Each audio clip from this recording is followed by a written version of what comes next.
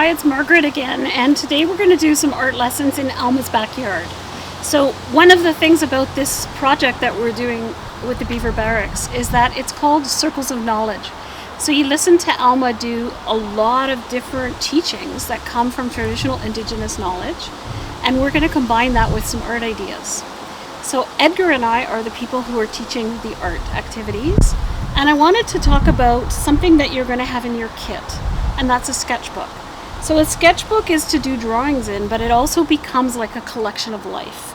So I'm going to just show you a few things that I put in my sketchbooks.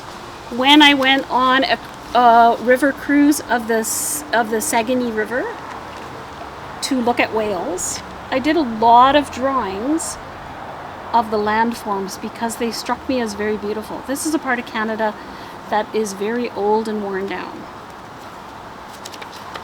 When I go to museums, I draw things that are in the museums that I like, and I cut out photographs from the postcards that I buy in the museums, and I glue them in my sketchbooks.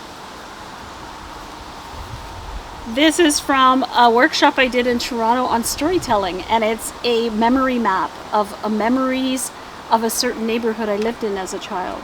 In our project, we're going to be talking about neighborhood in the third phase. This first phase on cycle of life is all about our relationship with humans to plants and animals.